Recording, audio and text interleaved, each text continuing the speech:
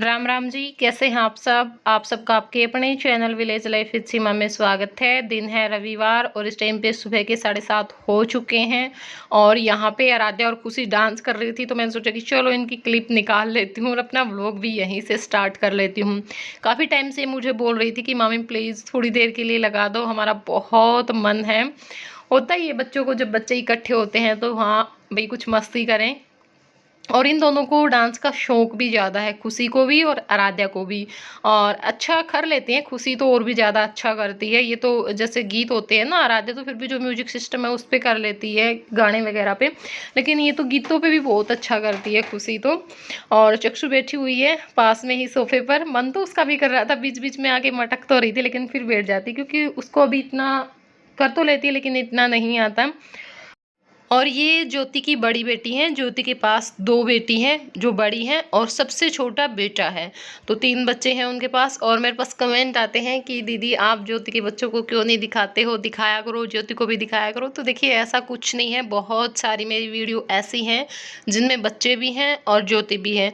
ये होता है कि जब ये मेरे पास यहाँ पे आए हुए होते हैं या कोई फंक्शन होता है, हम इकट्ठे होते हैं या फिर कहीं हम बाहर गए हुए थे, तो उस टाइम पे तो देखो मैं लेती ही हूँ। हाँ, यहाँ पे ये होता है कि घर थोड़ा सा दूर है, बिल्कुल पास में होता तो फिर भी अलग बात होती। मुझे ही मिले हुए पता नहीं कितने कितने दिन हो जाते हैं, तो मेरे को ही काफ़ी टाइम हो गया उनके घर पर जाए हुए।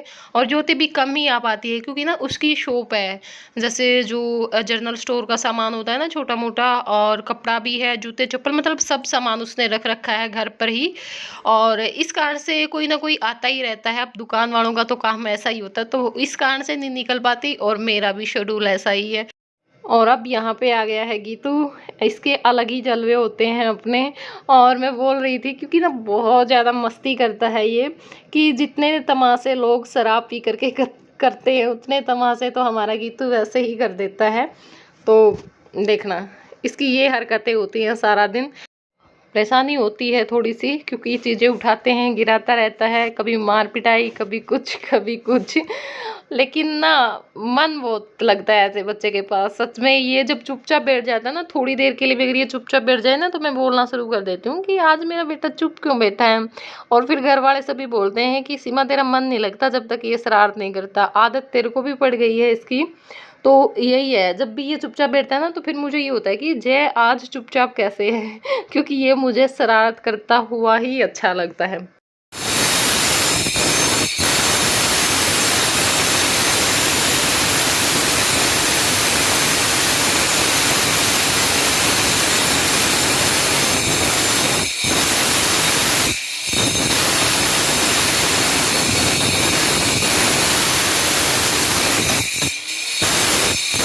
और अब आई हूँ यहाँ पे ऊपर, तो जो मिस्त्री है ये काट रहा सिंक के नीचे, वो उन्होंने गलत बना रखी है। असल में तो ज़रूरत ही नहीं थी बनाने की, जैसे स्लेब डाली थी उसी में सिंक की जगह छोड़ देनी थी, क्योंकि मेरे हिसाब से अब ये कोई नहीं बनाता, क्योंकि ना बहुत ज़्यादा अजीब सी लगती है। और फिर वो बनाई जोन सी बनाई, क्या किया, जो हमारा काउंटर टॉप बना हो ना उससे काफ़ी आगे निकाल दी थी इसकी जो दीवार थी। तो इन्होंने बहुत सारी दीवार अब कट की है, क्योंकि इसके ऊपर जो हम टाइल लगवाएंगे ना, तो वो बाहर निकली हुई अच्छी नहीं लगती, इसके बराबर ही करनी पड़ेगी जितनी ऊपर से है, नीचे से ज़्यादा थी। ऊपर से भी इन्होंने ये जो सिंक के साइड में जो पत्थर लगाया है ना, वो काट करके ही लगाया हुआ है, क्योंकि ये जो हमारा काउंटर टॉप बना हुआ है उसी के बराबर हमें रखनी है। तो उसी को बराबर करने के लिए यहाँ पे काट रहा है। बहुत मेहनत का काम था और टाइम भी इनको काफ़ी लग गया। वैसे ये इनका काम नहीं था, लेकिन इन्होंने कहने से कर दिया। जिस मन से हम काम करवा रहे थे कि कोई भी दिक्कत नहीं होनी चाहिए, एक एक चीज़ बढ़िया होनी चाहिए, फिर भी कुछ काम ऐसे हो गए हैं जो मुझे पसंद नहीं थे, बिल्कुल भी पसंद नहीं है, लेकिन हो गए हैं तो अब सोच रहे हैं कि चलो कोई बात नहीं। और हो जाती हैं, क्योंकि मिस्त्री अपनी चलाए बगैर बिल्कुल भी नहीं रहते, चाहे उनको कितना बोलो।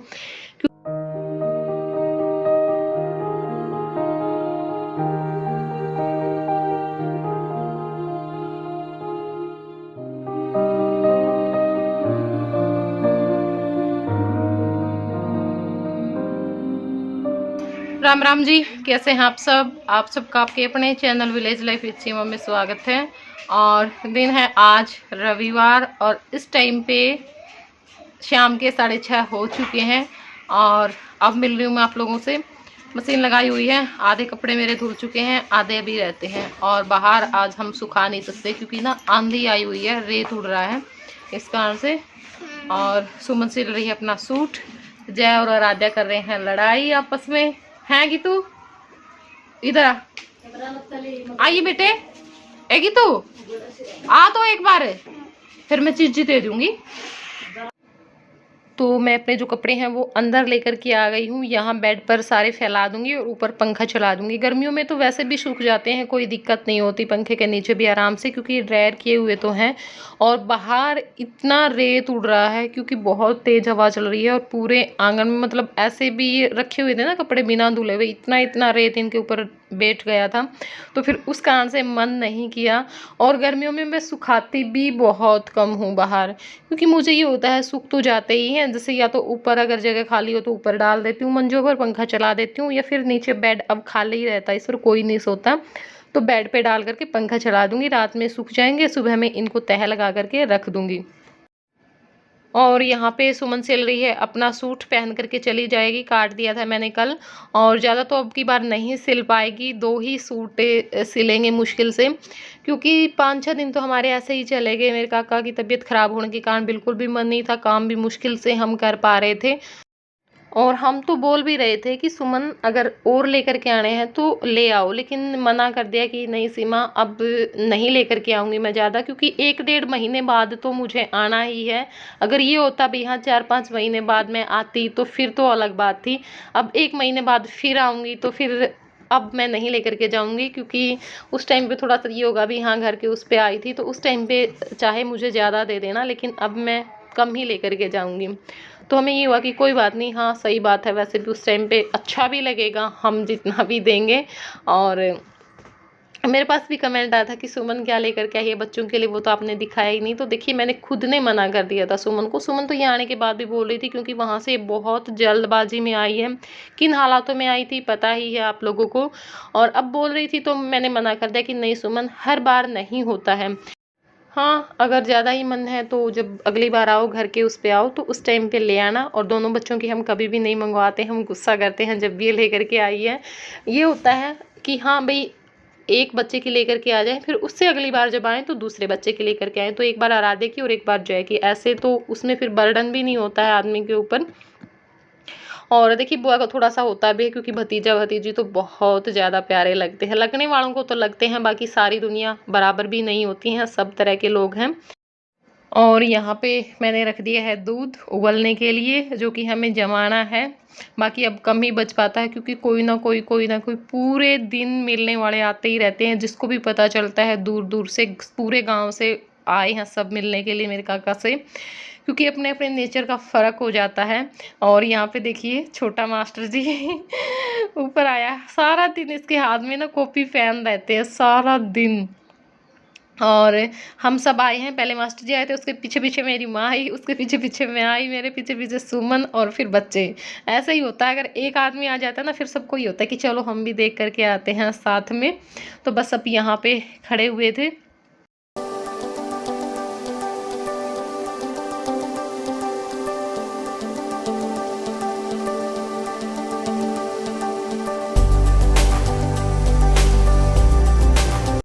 और अब आ गए हैं नीचे, सुमन अपना सूट सिलने के लिए लग गई है, कपड़े साथ में धुल ही रहे हैं, तो मैंने सोचा कि चलो साथ में मैं अपनी जो कढ़ी है वो भी चढ़ा देती हूँ। और आज बनेंगे कढ़ी चावल और रोटी, और मेरे काका के लिए करेले की सब्जी। और मेरे पास ये भी कमेंट आए हैं कि आपने ये नहीं बताया कि काका को क्या दिक्कत थी, तो उनको शुगर की भी दिक्कत थी। शुगर का हालांकि हमें नहीं पता था बिल्कुल भी कि उनको शुगर है, लेकिन हमें शक हुआ किसी चीज़ को लेकर के, तो फिर हमने टेस्ट करवाया, तो शुगर उस टाइम पे 600 पे गई हुई थी, जो कि बहुत ज़्यादा होती है। फिर उसको तो हमने कंट्रोल कर लिया था, 300 कर लिया था, जिस दिन हमने हॉस्पिटल में एडमिट करवाया उस टाइम पे 300 350 आ गई थी। और लंग्स में भी काफ़ी दिक्कत थी, बहुत ज़्यादा दिक्कत थी।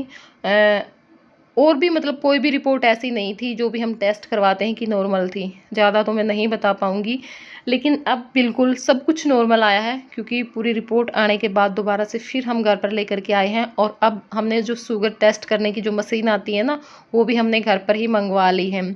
और इन्होंने चेक की थी सुबह में तो 120 आई है, जो कि बिल्कुल नॉर्मल है, कोई भी दिक्कत नहीं है 120 में तो। और अब ये बोल रहे थे कि हम चेक करते रहेंगे थोड़े थोड़े दिनों बाद, कहीं एकदम से फिर ना बढ़ जाए कभी। तो इसी करके घर पर ही मशीन मंगवा ली है, मास्टर जी चेक कर देते हैं। और बोल रहे थे कि तुम्हारी भी चेक करनी पड़ेगी, मेरी माँ की और मेरी, क्योंकि तुम दोनों भी बहुत ज़्यादा चाय पीती हो, दिक्कत तुम्हें भी होगी। क्योंकि मेरे काका ना बहुत थोड़ी थोड़ी देर बाद चाय, दूध भी मीठा। और फिर वही बात है ना, बड़ी उम्र के साथ साथ दिक्कतें होती हैं शरीर में, और एक बीमारी में ना 70 बीमारियां आ जाती हैं। तो अब ठीक है, अब कोई दिक्कत नहीं। हाँ, सिर में दर्द है, आधे सिर में दर्द है। अब तो कल से तो खैर आराम है, अब इतना नहीं है, लेकिन 2-3 दिन तो रहा। घर पर आने के बाद भी सिर में काफ़ी दर्द, मतलब इंजेक्शन भी लगवाया एक दिन तो हमने, या फिर जो तेल होता है उसकी मालिश कर देते हैं, थोड़ी देर के लिए ठीक हो जाते हैं, फिर वापस से फिर दर्द करने लग जाता है। लेकिन कल से ठीक लग रहे हैं, कल से सिर में दर्द नहीं हुआ है इतना।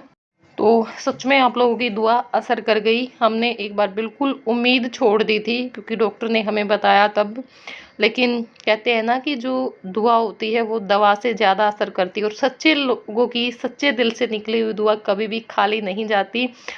और जब मैंने आप लोगों के प्यारे प्यारे कमेंट देखे कि दीदी हौसला रखो, बहुत जल्दी ठीक होंगे, हम दुआ करेंगे, तो सच में मुझे लगा कि हाँ, हम गलत हो सकते हैं, लेकिन आप लोग कभी गलत नहीं हो सकते। अगर आपने बोला है तो बहुत जल्दी ठीक होंगे।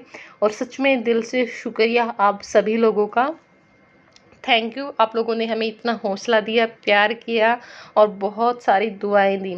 और यहाँ पे जो सारी मतलब प्याज, टमाटर और जो मटर है वो मैंने डाल दी है, मसाले डाल दिए हैं सारे। अब अच्छी तरह से ये पक चुके हैं, तो अब हम बेसन का घोल भी इसके अंदर डाल देंगे।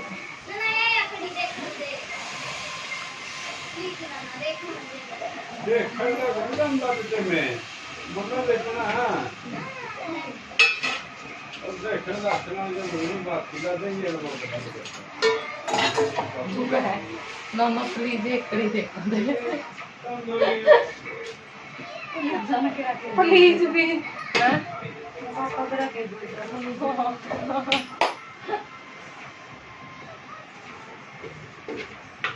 तो जो बेसन का घोल था वो भी डाल दिया है, और अब इसको मिला करके पकने के लिए छोड़ देंगे। और काफ़ी टाइम तक हम कढ़ी को पकाएंगे, तभी कढ़ी अच्छी लगती है। और जो चावल हैं वो मैं हारे में रख दूंगी, दूध ओज दिया है बिलोड़ी में, और उसी पतीली में मैं जो अपने चावल हैं वो रख दूंगी, और उसके बाद फिर अपनी रोटियां हैं वो भी सेक लेंगे। और मेरे पास पहले भी जब मैं घर पे गई थी, और अब भी जब से मेरे पापा आए हुए हैं, कमेंट आए थे कि दीदी आपने अंकल को क्यों नहीं दिखाया, वो हमारे भी अंकल हैं, हमारा भी मन है उनको देखने का, हमें अच्छा लगेगा अगर आप उनको वीडियो में दिखाओगे। तो मैंने सोचा कि चलो मैं आप लोगों को दिखा देती हूँ। और देखिए, ऐसा कुछ नहीं था कि मैं दिखाना नहीं चाहती थी या फिर ये आना नहीं चाहते थे। ये मेरे पास आए उस टाइम पे इनकी हालत बहुत ज़्यादा ख़राब थी, तो मेरा तो मन ही नहीं होता था क्लिप निकालने का, बहुत दिल दुखता था। और अब ज्योति के घर पे रहते तो 2 ही टाइम आ पाते हैं, और उस टाइम ये होता है कि मैं कुछ ना कुछ काम में लगी होती हूँ, तो नहीं दिखा पाती हूँ। लेकिन आज मौके पर आ गए थे तो मैंने आप लोगों को दिखा दिया। और ये लीजिए, मिल लीजिए आप मेरे पापा से। और खाना हमारा बन करके तैयार है। तो गीतू खा रहा है कढ़ी चावल, और गीतू को ना बहुत ज़्यादा पसंद है चावल, बहुत ही ज़्यादा। जब भी हम चावल बनाते हैं तो बहुत ज़्यादा खुश होकर के खाता है। और यहाँ पे ये छुटको भी खाना खा रही है। और ये पता नहीं क्या करेगी, ये लंबी नहीं होती है लड़की, इतनी छोटी सी है, इसकी उम्र के हिसाब से बहुत छोटी है ये, लेकिन कोई बात नहीं। तो चलिए इस वीडियो को कर देती हूँ मैं यहीं पे एंड। अगर पसंद आई हो तो प्लीज़ अपना एक लाइक ज़रूर दे करके जाना है। तो चलिए फिर, बाय बाय, टेक केयर।